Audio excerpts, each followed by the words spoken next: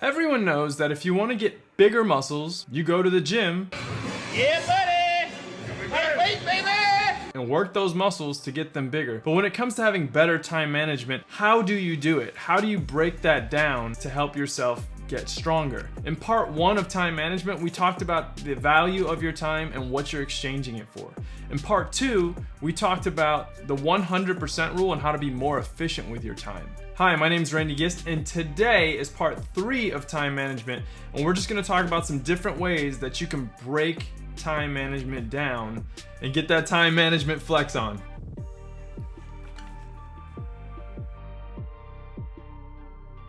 The clock is always ticking. Time is always moving forward. I used to spend hours and hours and hours prepping things, planning things, and would find myself not really making any progress because I still haven't done anything. And one of the most important things as it pertains to time management is your ability to just start. Like actually taking action, do something. Because some things you can't really figure out until you're in the middle of it. I once had a teacher tell me, when the student is ready, the teacher will appear. So one of the most simple tricks I use is if I start thinking too much, I just count down from 10 and then I have to just get started. Just do it, get going. 5, 4, 3, 2, 1, let's go. I'll give myself a limited amount of prep time. So I'll say, you have 2 hours to get this together, and then in 2 hours, you gotta get moving. Like, just do it and see what you get. You can always go back and revise, but just try something and see what happens. Many of my close friends have credited me with being a self-starter, which I mostly would have the 100% rule to thank for that, but it hasn't always been easy and it's something I've had to practice. We're talking about practice.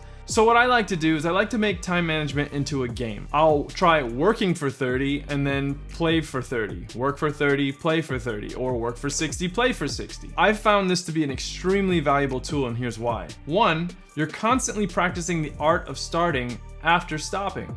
2, you're teaching yourself how to take breaks. 3, working under time constraints is really great for working under pressure.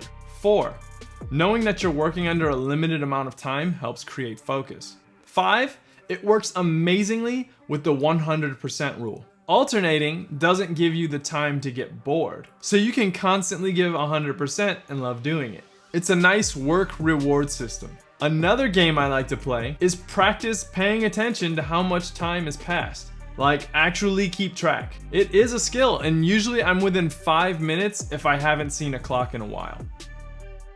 I give myself a time budget, and this budget is completely based on whatever my priorities are. So when I'm extra busy with work or I want to gain a new skill, I'll give myself only 2 hours of video game / TV time a day, and assuming that the rest of my day will be work related. And I'll fit in meals as needed, as well as exercising or taking a walk.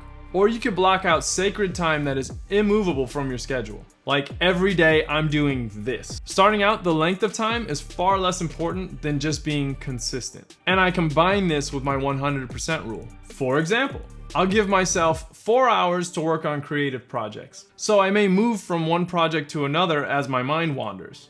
That keeps me productive because I'm still excited about whatever I'm doing. And it gives me freedom within a framework. This keeps me on task and creatively stimulated. Sometimes people get discouraged and get really down on themselves about not being good enough at something. And I always ask them, how long have you been doing it? They usually tell me a number of years. And then I ask, how many hours have gone into those years? How many minutes? Whatever it is, it will only grow if you put actual time into it. How much of your life have you exchanged for the growth of this skill or project? And were you giving 100% in those hours and minutes, putting it all together? See that? You like that? Try and be wise with where you invest your time. If you plant doo-doo seeds, you will get doo-doo fruits.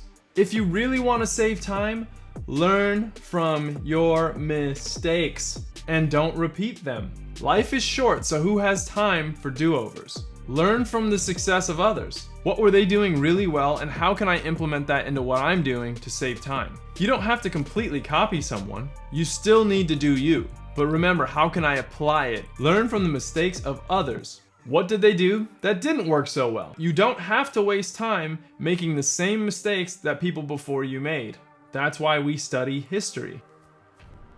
Because I understand the exchange of my time, I try to choose hobbies that I enjoy, but can also monetize so I can be more efficient. To me, it makes more sense to have fun and make money, because making money is fun.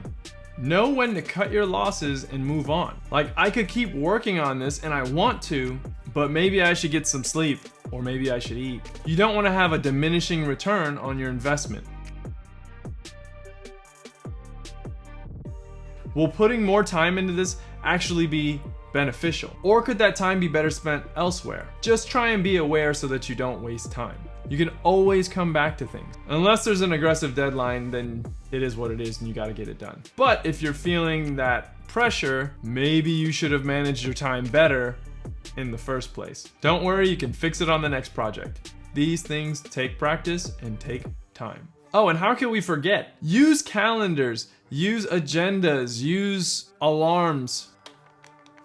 Any tool that helps you keep track of time and helps you with consistency is a good thing. For me, sometimes that stuff just kind of gets in the way and I feel like I'm wasting time. But if you have serious issues with time management, they can really help. I always like to tell people, act now. And don't spend your entire life waiting until you're too old to enjoy your life. Try and enjoy every day. You don't want to look back at age 25 and ask yourself, what were you doing?